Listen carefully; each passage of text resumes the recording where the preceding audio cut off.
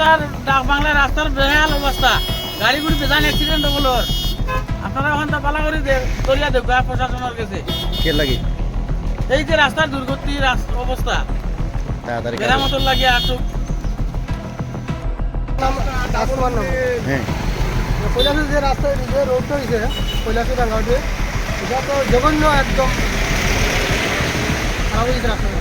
একটা রুট লিয়ে তুমি কেন লইবা, খালি গাড়ি লিয়ে দেওয়া যায় না, এইরকম অবস্থা ওই রাস্তার মধ্যে। কতদিন ধরে অবস্থা? অনেক দিন থেকে প্রায় 3 মাস হয়ে গেছে, আর দিন দিন ধরে বাংতেছে, দিন দিন বাংতেছে। হোক আমার নাম আচ্ছা, কি সমস্যা? মানে এরকম হয়েছে রাস্তাটা, দেখেন ওরা বাজে রাস্তা হয়েছে না, চলা যান না, কিচ্ছু করা যায়, খুব বাজে। আর বৃষ্টি তো আরো তো মানে খুব রিক্স হয়ে যায়। তখন কি চাও? চাই তো রাস্তাটা ভালো হইতো আর কিটা চাই। এটা কোন জায়গা? এটা যদি তো মুড়ার দোকানের পাশে পড়ে, এই রাস্তার নাম? রাস্তার নাম ডাক বাংলার এদিকে আর এই চব্বিশটা বাড়ি দিয়া ডাক বাংলার এদিকে স্টার্ট হয়েছে মাত্র। এখন কি এই রাস্তার অবস্থা কি হবে, মানে মানুষ কিরকম চলাফেরা করবে, কিভাবে যাইবে মানুষ? সরকারের কাছে কি আবেদন? সরকারের কাছে আবেদন করতেছি যাতে এই রাস্তার দিকে খুব তাড়াতাড়ি। নজর দেন এবং অতি তাড়াতাড়ি এই রাস্তাটা নির্মাণ করে। লিটন দাস, কি সমস্যা?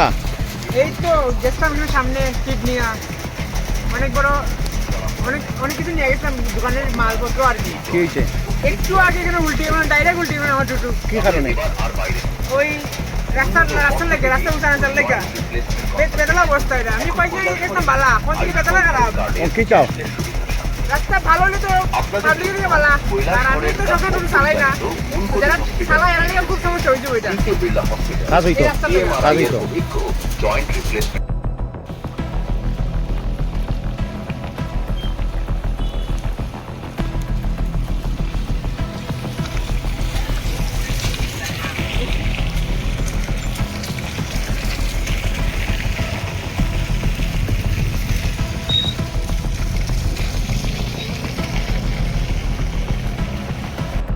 এই রাস্তাটা 3 বছর হয়েছে, এটা প্রধানমন্ত্রী যোজনা সড়ক যোজনা। মানে একটা কাজ হয়েছে, কিন্তু এত বাজে কাজ হয়েছে যে আমরা কল্পনাই করতে পারছি না।